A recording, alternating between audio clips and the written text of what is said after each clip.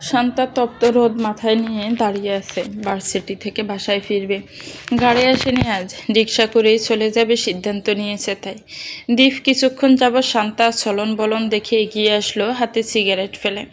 কিছুদিন হবে এই বাজে অভ্যাসটা হয়ে গিয়েছে। এর জন্য তার কাঠগড়ায় দাঁড়ানো সামনে সিনিয়র রমণী তাকে তিলে তিলে ফুড়িয়ে মারছে, একদম নিঃশেষ। দীপকে দেখে শান্তার মেজাজ বিগড়ে গেল কিছুটা। ইদানিং বাড়িতে খুব বিয়ের প্রস্তাবের ডল পড়ছে। মা জেঠিমাকে দেখছে এই বিষয়ে কথাবার্তা বলতে। কখন আবার কি ভুল সিদ্ধান্ত নিয়ে ফেলে মেয়ে। এর আগেই বিয়ে দিলে ভালো, তারা তো সে যে পাত্রের কাছে দিবে না, 10টা দেখে একটা হাত দিবে, এই নিয়ে গুজুর গুজুর ফুসুর ফুসুর শুনছে সে। মেহেরাত ভাই আসার পর থেকে তা আরও বেড়েছে। বড়দের মাথায় কী চলছে সেটা তার নিজেরও অজানা। অবাধ্য মনের লাগাম টেনে ধরছে সে। বড্ড বেশরম, বিবেকহীন হচ্ছে তার মন। এটা তো ঘোর অন্যায়। ইদানিং বাড়িতে থাকিতেও অসহ্য লাগে। কি যে এক যন্ত্রণায় কেটেছে ভাইয়া আর সুব্রতাকে ছাড়া। কই মেহেরাত ভাই এসেও তো সুব্রতাকে পেল না। মেয়েটাকে নিয়ে চাচ্ছু কোথায় চলে গেল? রক্তের সম্পর্কই কি আসল? তারা কিছু ছিল না? সুব্রতাকে একটু যোগাযোগ করতে পারতো না? এভাবে হসপিটাল থেকে চলে যেতে হলো। একটা বার মেয়েটা ভাইয়ার কথাও ভাবেনি। কত সব চিন্তা আসে মেয়েটার মাথায়। আনমনায় রিক্সা ডাকার জন্য হাত বাড়ায়। সুব্রতার প্রতি অভিমানের পাহাড় জমে। মেয়েটা যেভাবে দূরে ঠেলে দিয়ে চলে গিয়েছে সেভাবে নিজেও ওকে দূরে ঠেলে দিতে মন চায়, কিন্তু হায়, বারবার মন টানে ছোট্ট মেয়েটার জন্য। কই চলে গেল পিচ্ছিটা? আসুন বাড়ি পৌঁছে দে। শান্তা দীপকে দেখেও না দেখার মতো রইল। সব রিক্সাওয়ালাদের উপর ঠাড়া পড়েছে আজ, একটাও আসছে না কেন খালি?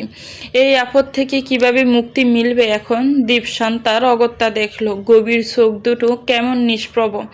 উড়ু উড়ু চুলগুলো এলোমেলো, শার্টের কলার জেড়ে হাতের তালুতে গাড় ঘষল একটু। আবারও বলল, আমি বাড়িতে পৌঁছে দিলে অসুবিধা আছে বোন? আছে কোনো? শান্তা কপাল কুঁচকে বিরক্ত চোখে তাকালো একবার। কোনো জবাব না দিয়ে হাঁটা শুরু করে দিল। সে হেঁটেই চলে যাবে। মরার বাড়ি সব মরে পড়ে থাকুক, সময় মতো কিছুই পাওয়া যায় না। দীপ ওর হেঁটে চলে যাওয়া দেখলো। একটু দূরে হেঁটে গিয়ে নিজের বাইকে উঠে পিছনের রাস্তা ধরে গিয়ে একটা খালি রিক্সা সহ আবারও শান্তার সামনে হাজির হলো। শান্তার চোখ মুখ অন্ধকার করে দাঁড়িয়ে অন্যদিকে সে কর্কশ কণ্ঠে বলল, বাড়াবাড়ি হয়ে যাচ্ছে কিন্তু। ভাইয়া দেশে ফিরেছেন জানা হয়েছে নিশ্চয়ই? কলিজা ছিঁড়ে হাতে ধরিয়ে দেওয়ার ক্ষমতা রাখে মেহেরাত তালুকদার। আশা করি মাথায় থাকবে। আমি কোনো একজনের জন্য কলিজা কেন, জান প্রাণ কিডনি ফুসফুস সব দিয়ে দিতে পারি। যুদ্ধ কেন? এই চোখ দুটো আমার চোখে চোখ রাখুক শুধু, এটাই যথেষ্ট। ব্যাস। ভাবলেছহীনভাবে বলল দীপ। শান্তাকে রিক্সার দিকে ইশারা করে বলল, বাইকে যাবেন না ভালো করেই জানি। রিক্সায় উঠুন, অনেকটা পথ রোধ করা, অসুস্থ হয়ে পড়বেন। জেদ করবেন না দয়া করে। শান্তা অনড়ভাবে দাঁড়িয়ে রইল। দীপ হালকা গলায় হাসল, সামান্য ঠোঁট বাঁকিয়ে। শান্তা দেখে চোখ ফিরিয়ে নিল। দীপ আবারও বলল, আপনি একাই যাবেন? আমি যাচ্ছি না তো, উঠুন। শান্তা এবার সত্যি সত্যি উঠল। দীপ হেসে মাথা নাড়িয়ে রিক্সাওয়ালাকে মানিব্যাগ হাতে রে ভাড়ার টাকা বের করতে গেলে সন্তান নিষেধ করে দিল। সে দিবে জানালো। দীপ শুনল না সে ভাড়া, নিজে ভাড়া মিটিয়ে শান্তার দিকে তাকিয়ে বলল, আপনি কি কোনো দিন বুঝবেন না? যেদিন বুঝবেন আমার এই কষ্টগুলো কি দিয়ে ফুসিয়ে দিবেন? সিনিয়র, একটু ভেবে রাখবেন। রিক্সা ছেড়ে দিল। দীপ তাকিয়ে রইল সেখানটায় দাঁড়িয়ে। শান্তা 2 হাতের মুঠো শক্ত করে চেপে, দাঁতে দাঁত লেগে যাওয়ার মতো। হৃদয়ে হাতুড়ি ফেটা হচ্ছে।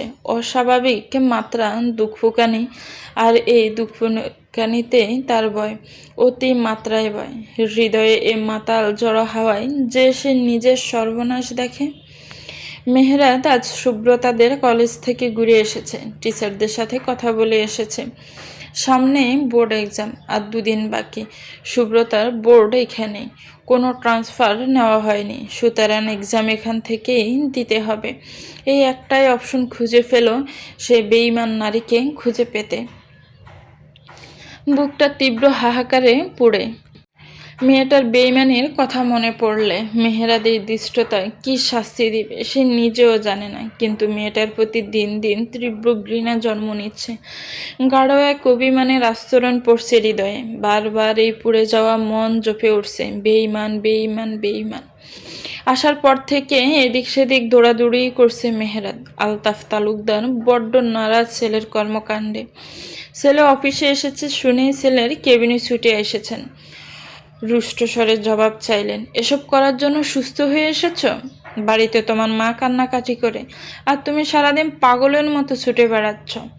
অসুস্থ হয়ে যাচ্ছ তুমি, সেই খেয়াল আছে নিজের? আর কত চিন্তায় রাখবে মা বাবাকে? শেষের কথাটা খুব অসহায় শোনালো ওনার মতো শক্তপোক্ত মানুষের কণ্ঠে। ছেলেকে একবার মৃত্যুর পথ থেকে ফিরে আসতে দেখে ছেলেকে নিয়ে বড্ড ভয় হয় তার এখন। চিন্তা করো কেন তোমরা? আমি ছোট, জানো তো? কেন পাগলের মতো ছুটি? বারবার কেন জিজ্ঞেস করো? আলতাফ তালুকদার চুপ করে রইলেন কিয়ৎক্ষণ। ছেলের বরাবর চেয়ারে বসে আলতো গলায় বললেন, নিখোঁজ হওয়া মানুষকে খুঁজে পাওয়া যায়, চলে যাওয়া মানুষকে নয়। আমার জবাব চাই বাবা, কিন্তু কিভাবে? I have my own way. দমে রইলেন আলতাফ তালুকদার, ছেলের দিকে তাকিয়ে রইলেন। পিতৃস্নেহে দু চোখ ভরে উঠল। মনে পড়ল সিঙ্গাপুর একটা সময় আতঙ্কে থাকতো, কখন না হয় ছেলের শেষ সংবাদ কানে আসে। সেসব দিনের কথা মনে পড়তেই বুকটা দগ করে উঠল ওনার। কত অজানা সত্য ছেলেকে এখনো জানতে দেয়নি তিনি। সেগুলো বলতে চেয়েও পিতৃস্নেহে গলা চেপে ধরল। হুঁশিয়ারি দিয়ে জানালো, আবার ছেলেকে হারাতে চাস? দূরেই রাখ এসব থেকে। চুপ করে মাথা নিচু করে রইলেন। বুকটা অজানা হাহাকারে ভরে গেল। তালুকদার বাড়িতে হুট করে অতিথিদের আগমন ঘটেছে সন্ধ্যার পর। আদনানদের বাড়ি থেকে ওর মা এবং ভাবি এসেছে, বাবা এসেছে, উদ্দেশ্য মেহেরাদকে দেখিতে। মেহেরাদের এলোমেলো ছুটাছুটিতে এখনো ছেলেটাকে দেখে যেতে পারেনি তারা কেউ। আজ বাসায় আছে শুনে চলে এসেছে, সেই সাথে উদ্দেশ্য আছে, একটি পবিত্র উদ্দেশ্য। আদনান মেহেরার ড্রয়িং রুমে ওনাদের সাথে বসে কিছুক্ষণ কথা বলে উপরে উঠে চলে এসেছে। বড়রা কথা বলছে।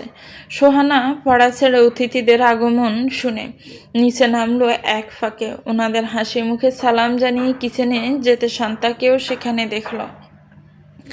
ফল কাটছে। আজ স্বপ্না খালা অনুপস্থিত। দুই যা শান্তাকে ফলগুলো নিয়ে আসতে বলেন ড্রয়িং রুমে। সেখানে গিয়েছে। বাড়ির মেজগিন্নি চলে আসলেন পরক্ষণে। খুব তড়িঘড়ি করেই আরও একটি নাস্তা আইটেম বানানো শুরু করলেন। সোহানা এদিক সেদিক চোখ ঘুরিয়েও কোথাও দেখল না আদনানকে। একটা চায়ের কাপ হাতে নিয়ে এক চুমুক দিয়ে জিজ্ঞেস করলো, আর কেউ আসেনি? আর কে আসবে? কার আসার কথা? শান্তা জিজ্ঞেস করলো ফল কাটতে কাটতে। সোহানা ঠোঁট চোখা করে চুপ করে রইল। জিজ্ঞেসের মতো মাথা নাড়িয়ে মুখ সংযত করল। ভাইয়ের অনুপস্থিতিতে যে মানুষটা তাদের সব কিছুতে দায়িত্ব নিয়ে আগলে রেখেছে, তার চোখ সেই মানুষটাকে খুঁজছে। আনমনে বোনকে ছাড়া পরীক্ষা দিতে বসবে সেই কালো মেঘের ঘনঘটা একটু ঝাপসা হয়েছিল তার দর্শন পাবে বলে। এখন আবার একটু মেঘ জমা হলো নতুন করে। মন আকাশে সিদ্ধান্ত নিল চাটা শেষ করেই আবার গিয়ে পড়তে বসে পড়বে। আর সময় নেই তেমন হাতে। এর মধ্যে জাহানারা বেগম তড়িঘড়ি করে কিচেন রুমে আসলো। মির্জায়ের উদ্দেশ্যে বলল, ওনারা আদনানের জন্য শান্তার হাত চাচ্ছে। শান্তাকে রেডি হয়ে একটু ওনাদের সামনে আসতে বলো। আদনান আমাদের শান্তার জন্য সুযোগ্য পাত্র, মেহেরাদের বন্ধু। মেহেরাদের অনুপস্থিতিতে কিভাবে আমাদের আগলে রেখেছে, সেই কবেকার বন্ধুত্ব দুই পরিবারের। এতে অনেক ভালো হবে রে ছোট। আমার শান্তার জন্য ভালো লাগছে, ওকে রেডি হয়ে আসতে বল। হরবর করে তিনি এসব বলতে বলতে সোহানার হাত থেকে গরম চায়ের কাপ সশব্দে পড়ে গেল ফ্লোরে। সঙ্গে সঙ্গে দ্বিখণ্ডিত হলো। গরম চা পড়ে মেয়েটারা পায়ের চামড়া পুড়ে যাওয়ার উপক্রম। অথচ মেয়েটা অবাক স্তব্ধ চোখে তাকিয়ে বড় জেঠিমার দিকে। কথাগুলো কানে বাসছে। এদিকে আচমকা অনাকাঙ্ক্ষিত এক সংবাদের প্রতিক্রিয়ায় নিজের আঙ্গুল কেটে বসেছে শান্তা। আচমকাই হয়েছে সব। হতবুদ্ধ দুই যা। শান্তার আঙ্গুল থেকে গল গল করে রক্ত ঝরছে। মেয়েটা ছেঁচালো ব্যথায়। সকলেই আতঙ্কিত হলো। ক্ষত গভীর বুঝে ফুটি শুরু হলো বাড়ি জুড়ে ফার্স্ট এড বক্সের জন্য। উপর থেকে আদনান মেহেরাজ ছুটে আসতে মেহেরাজ সিঁড়ি থেকে আবার ফার্স্ট এড বক্স আনতে রুমে চলে গেল। না দেখে এদিকের অবস্থা। আদনান কিচেনে গিয়ে শান্তার আঙ্গুলের এই অবস্থা দেখে বড্ড বকাঝকা করলো ওকে। শক্ত করে আঙ্গুল চেপে ধরে সেখান থেকে বের করে নিয়ে আসলো। সোহানা যতক্ষণ পারল শুধু আদনানকে দেখে গেল। শান্তার প্রতি অগাধ কেয়ারটুকু দেখে গেল। টেনশন হতে দেখলো। সুন্দর করে আঙ্গুল চেপে ধরে রাখলো। শান্তাকে ঘাবড়াতে নিষেধ করলো। সাহস দেওয়া দেখলো, যত্ন করা দেখলো। আনমনায় এক ফোঁটা চোখের জল গড়ালো মেয়েটার। বুকের মধ্যে খানিকটা তীব্র চাপ অনুভব হচ্ছে। নিজের চিৎকার করে কাদার মতো অনুভূতি হচ্ছে। গলায় শক্ত কিছু চেপে বসেছে। এইসব প্রতিক্রিয়া কি পা জলসে যাওয়ায় নাকি হৃদয় পড়ে যাওয়ার? মেয়েটা তা গুরুত্ব দিল না। একটা পায়ে তীব্র জ্বলন অনুভব হলো। চোখের নোনা পানি নিয়ে নিচের দিকে তাকাতে তা গড়িয়ে পড়ল নরম চা পরে কুচকে যাওয়া লাল চামড়ায়। সঙ্গে সঙ্গে চোখ দুটো বন্ধ করে নিল মেয়েটা। চটপটে প্রাণীগুলো মাঝে মাঝে খুব শান্ত হয়ে যায়। এতটা যে তীব্র আঘাতেও তারা রা করতে ভুলে যায়। এই ব্যথায় তালুকদার বাড়ি মাথায় তুলে রাখার মতো মেয়েটা যে একেবারে নিচ্ছুপে পা টেনে উপরে উঠে গেল। পায়ে তীব্র জ্বলনে ঠোঁট কামড়ে ভিতরে আর্তনাদ আটকাচ্ছে। সকলের ব্যস্ততা দেখলো বোনকে নিয়ে। তাও ভালো, সে চায় আপাতত সকলের আড়ালে থাকতে। তা না হলে সে কেঁদে দিবে। আহাজারি করে উঠবে শুভ্র কাছের মতো জনজন করে মন ভেঙে যাওয়ার কারণে। কিন্তু এটা তো সে কাউকে দেখাতে চায় না। কেউ তো তার সাথে কমিটেড ছিল না। সে নিজেই মন হারিয়েছে। এই কষ্ট শুধু তারই পাওনা।